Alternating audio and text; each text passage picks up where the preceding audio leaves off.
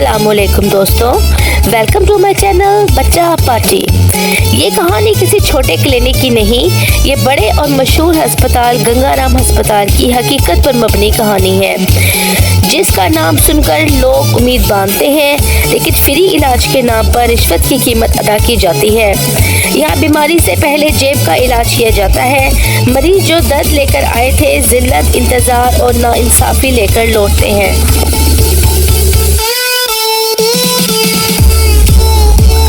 गंगाराम अस्पताल पाकिस्तान का एक बड़ा और मशहूर अस्पताल है जो लाहौर में वाक़या है। बज़ाहिर यहाँ पर हज़ारों लोगों का इलाज होता है, लेकिन इस अस्पताल के बारे में कुछ सच्चाई है जो आज मैं बताने की कोशिश करूँगी। कुछ लोग सुनकर इसको मामूली समझेंगे, लेकिन मुझे ये मामूली नहीं लगी, इसलिए मैं आज बताऊँगी। ये कोई फर्जी कहानी नहीं बल्कि एक सच्ची आपबीती है। मुझे 2 दिन पहले गंगाराम हॉस्पिटल जाने का इत्तेफाक हुआ। मेरी भाभी की डिलीवरी थी, ये उनका पहला बेबी था। ये हॉस्पिटल हमारे घर के करीब था, इसलिए हम यहाँ आ गए। मेरी वालदा क्योंकि बीमार थी, इसलिए मुझे इनके साथ जाना था, तो मैं और मेरा भाई भाभी गंगाराम अस्पताल पहुँचे। हम अंदर रिसेप्शन काउंटर पर पर्ची बनवाने गए तो हर तरफ मरियम नवाज साहिबा के बैनर्स लगे थे, जिन पर लिखा था मरियम नवाज शरीफ साहिबा की तरफ से मुफ्त इलाज, मुफ्त दवाइयाँ, हेल्पलाइन नंबर्स, एक मरीज के साथ एक अटेंडेंट जा सकता है। इस तरह के बैनर चारों तरफ लगे थे। मुझे ये देखकर बहुत खुशी हो रही थी कि मरियम नवाज साहिबा बहुत अच्छा काम कर रही हैं। मुझे क्योंकि वो पसंद है, इसलिए मुझे ज़्यादा खुशी हुई कि अब मरीज़ों का इलाज और दवाइयाँ फ्री मिलेंगी। इसके बाद हमें इमरजेंसी रूम मरीज़ा के चेकअप के लिए जाना था, तो हम इमरजेंसी रूम के बाहर मेन डोर पर गए, जहाँ से हमने चेकअप के लिए जाना था। वहाँ काफ़ी रश था। वहाँ एक स्टाफ का आदमी एज अ वॉचमैन खड़ा था। हम अंदर जाने लगे तो उसने हमें रोक दिया। हमारे पेशेंट की हालत क्योंकि सीरियस थी, तो मुझे साथ जाना था, तो मुझे वो साथ अंदर जाने नहीं दे रहा था। वहाँ उसने हमसे रिश्वत मांगी, कम से कम 500 और ज़्यादा से ज़्यादा 1000 रुपये। मुझे इसके बाद से बहुत हैरत हुई कि ये कैसा फ्री इलाज है, इतने बड़े बड़े बैनर्स किस लिए हैं। वो आदमी सबसे पैसे बतौर रिश्वत ले रहा था। मैं इसे रिश्वत नहीं देना चाहती थी, इसलिए मैंने अपनी भाभी को अंदर भेजा और ख़ुद बाहर रुक गई। उन्होंने पेशेंट को बाहर वेटिंग रूम में बिठा दिया कि हम अभी बुलाते हैं, और हम बाहर रिसेप्शन हॉल में बैठ गए। डॉक्टर्स के रूम के बाहर जहां चेकअप होना था, 2 स्टाफ की लेडीज़ कुर्सियां डालकर बैठी थी। हमें इंतज़ार करते हुए 1 घंटे से ज़्यादा हो गया। बाहर लिखा था कि पेशेंट के साथ एक अटेंडेंट जा सकता है, तो उन्होंने मुझे रोक कर रिश्वत क्यों मांगी। मुझे तमाम बैनर्स झूठे लगे। वॉचमैन अपनी जगह से कहीं गया तो मैं अंदर चली गई। मैंने देखा कि काफ़ी रश था और हमारा नंबर अभी तक नहीं आया। मैंने वहाँ पूछा तो पता लगा कि 2 लेडीज़ ने बाहर कुर्सी पर जो बैठी हैं वो रिश्वत मांग रही हैं। जो उनको रिश्वत दे देती है वो अपना चेकअप करवा सकती है, बाकी किसी का कोई इलाज नहीं हो सकता। मुझे ये सुनकर बहुत गुस्सा आया कि कैसा फ्री इलाज हुआ। ये तो गरीब की मजबूरियों से फ़ायदा उठाकर उन्हें लूटा जा रहा है। यहाँ किसी का कोई इलाज नहीं होता। मैं इन औरतों के पास गई ताकि हम चेकअप करवा सकें। स्टाफ की एक औरत ने कहा कि बाहर जाकर बैठो, अभी बुलाएंगे। अगर चेकअप करवाना है तो हमें पैसे दो, यानी रिश्वत दी जाए। अगर रिश्वत दोगी तो इलाज होगा, वरना कोई इलाज नहीं। मेरी तरह कई लोग इलाज के मुंतज़िर बैठे थे, लेकिन कोई इलाज ना था। कई मरीज़ बहुत सीरियस हालत में थे, लेकिन कोई परवाह नहीं। पहले रिश्वत दी जाए फिर इलाज, चाहे मरीज़ तड़पता रहे। मुझे इन लोगों पर तरस आया जो बहुत मुश्किल से किराया देकर यहाँ पहुँचे थे। साथ बैठी औरत ने बताया कि जब तक इनको 500 या 1000 बतौर रिश्वत नहीं दोगी, तुम्हारे मरीज़ का इलाज नहीं होगा। ये कैसा फ्री इलाज था।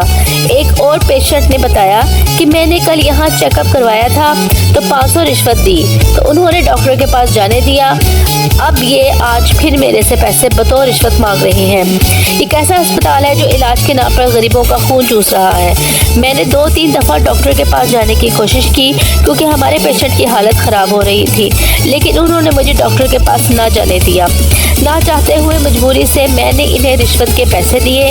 इन्होंने यूनिफॉर्म में बड़ी जेबें बनाई हुई हैं जिसे ये भरते हैं। पैसे देते ही हमने मरीज को अंदर भेजा। मुझे सख्त गुस्सा और मायूसी हुई।